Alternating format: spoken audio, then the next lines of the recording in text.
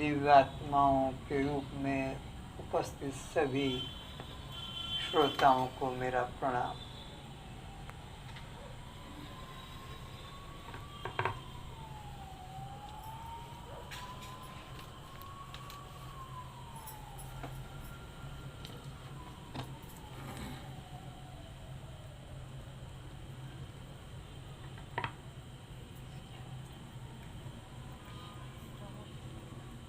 पिछले कुछ दिनों से हम आप सभी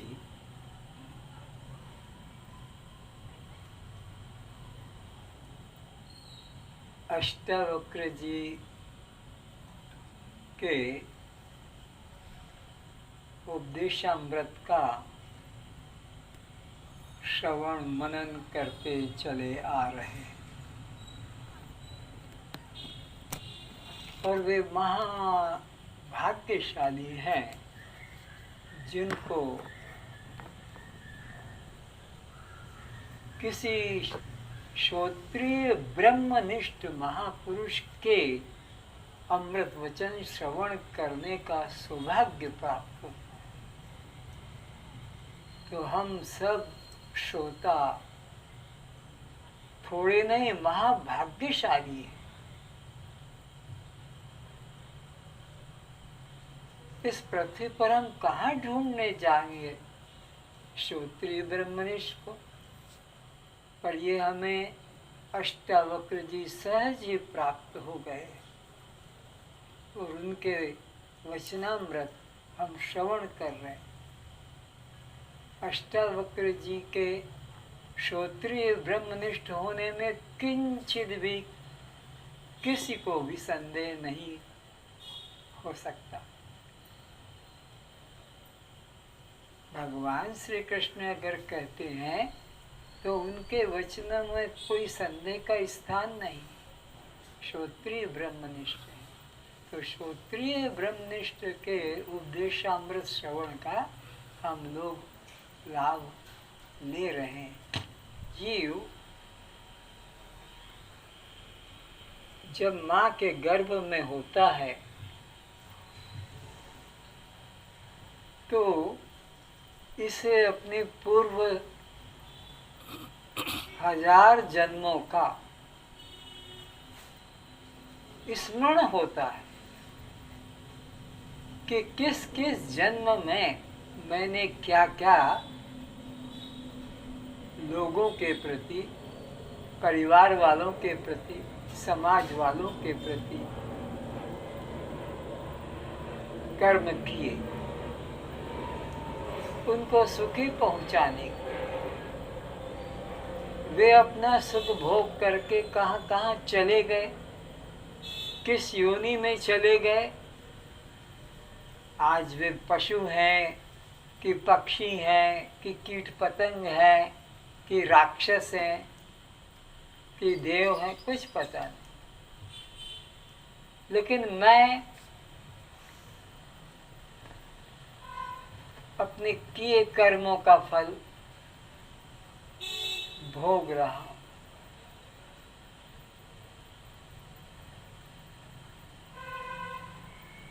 अगर मैंने अपने जीवन में आत्मज्ञान को प्राप्त नहीं किया तो मुझे भी उसी सृष्टि चक्र में बनना पड़ेगा।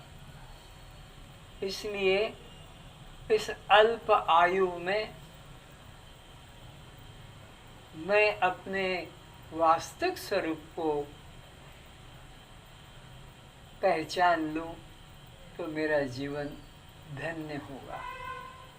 तो अपने कर्म का फल मैं इस माँ के गर्भ में जठराग्नि में भोग रहा हूँ और वे लोग अब कहाँ कहाँ चले गए वो मुझे याद भी नहीं करते या मेरी कोई मदद भी नहीं कर रहे हैं। पर अब अगर भगवान मुझे इस गर्भ से, इस नरक से निकाल देगा तो मैं केवल परमात्मा का ही भजन करूँगा और किसी का भी झूठे मोह ममता में नहीं फंसूंगा। ऐसा बार बार मुक्ति दाता गर्भ में नारायण प्रभु से प्रार्थना करता है कि हे प्रभु, मुझे एक बार इस गर्भ योनि से निकालो तो मैं तुम्हारा भजन करूं। तब भगवान दया करके माया को आदेश देते हैं कि अब इस जीव को गर्भ से बाहर करो, ये बहुत दुखी है, पश्चाताप कर रहा है, प्रतिज्ञा कर रहा है आगे कोई दुष्कर्म नहीं करूंगा। लेकिन जब गर्भ से बाहर आता है तो वो परमात्मा के साथ जो वायदा करता है, प्रॉमिस करता है, वो भूल जाता है और फिर यही मेरा, मेरी, मेरे, मैं, मेरा, तू, तेरा, फिर इसी माया जाल में फंस जाता है। इसमें पड़ा रहता है एक चमड़े की पतली सी झिल्ली थैली में। मुझे जैसे आप वो पतली सी झिल्ली में सब्जियां लाते हैं कुछ और खरीद कर, ऐसे ही उस पतली सी झिल्ली में, चमड़े की झिल्ली में मुझे डाल रखा है। न सुगंध को कुछ है, न खाने को कुछ है, न प्रकाश है, न पवन है, न हाथ पैर फैलाने को स्थान। अत्यंत मलिन दुर्गंध युक्त शरीर में मैं हूँ और मुझे कीड़े मकोड़े, छोटे छोटे गर्भस्थ कीटाणु रात दिन खा रहे। एक मिनट मुझे चैन नहीं लेने देते, नींद नहीं लेने देते। उनका कष्ट कैसा है, जैसे 1000 जहरीले बिच्छू डंक मारते हैं एक बार, उसमें जो कष्ट होता है उससे भी ज़्यादा कष्ट, क्योंकि वो इतनी मुलायम चमड़ी होती है उस 8 महीने 7 महीने के बालक की। छू दो तो दाग पड़ जाएगा, इतना उसका मुलायम चमड़ा होता है। इस प्रकार का गर्भ में विचार करता है कि मैं और किसी में मोह ममता नहीं करूँगा, अपने कल्याण का साधन किसी सद्गुरु की शरण में जाकर और आत्मज्ञान को प्राप्त करूँगा और अपने श्वास श्वास में आत्म ध्यान करूँगा, सोहम चिंतन करूँगा, ऐसा अंदर विचारता है। तो इस प्रकार का वहाँ विचार करके मुक्ति पा द्वार मानव जीवन में आने के लिए प्रार्थना करता है। लेकिन बाहर तो आकर सब भूल जाता है और कहते हैं कोई कि चलो सत्संग में। नहीं नहीं, मेरे पास सत्संग वत्संग का टाइम नहीं है। ये क्या सत्संग वत्संग लगा रखा है, खाने पीने के दिन है, कमाने के दिन है। अभी क्या, जब बुढ़ापा आएगा तब करेंगे। एकदम अपना वचन, प्रॉमिस को भूलकर और निर्णय बदल लेता है। जेल के अंदर जब आदमी होता है तो वहाँ के सुप्रीडेंट को, अधिकारियों को, और अब मैं ये चोरी, दुराचार, व्यभिचार, हत्या नहीं करूँगा, मुझे जेल से निकाल दो। लेकिन जब जेल से निकलकर बाहर आता है फिर वही काम करने लग जाता है, फिर वही चोरी, डकैती, हत्या, मारपीट, फिर जेल में जाता है।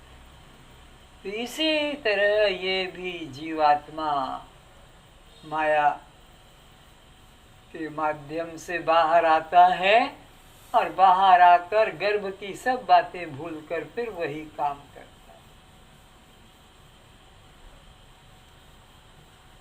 जैसे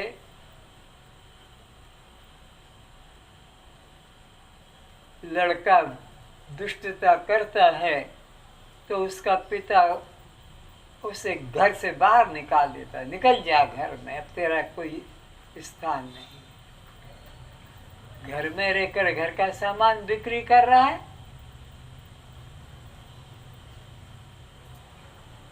फिर कुछ दिनों के बाद बाप उसे अंदर बुला लेता है कि शायद अब सुधर गया होगा। फिर घर में आकर बहन की शादी के अलंकार बने थे उनको लेकर फिर भाग जाता है। फिर कुछ दिनों के बाद बाप अंदर बुला लेता, अब ठीक हो गया। ऐसे ही परमात्मा भी 84 लाख योनियों के बाद घर में बुलाता है, आजा अब तू ऐसा ऐसा करना। लेकिन फिर इस शरीर में आकर फिर वही करने लग जाता है, तो फिर वो 84 लाख के योनियों में इसको डाल दिया जाता है। तो ये पुनरपि जननम पुनरपि मरणम पुनरपि जननी जठरेशनम, जन्मों जन्मों से यही क्रम चला आ रहा है। गर्भ में होता है तो पश्चाताप करता है और पाप नहीं करूंगा यह प्रतिज्ञा करता है, लेकिन फिर बाहर आकर और वह भूल जाता है। कोई भाग्यशाली ही गर्भ की बात को मन में याद करता है और गुरु की शरण में जाकर उपदेश अमृत का पान करके अपना कल्याण को प्राप्त करता है।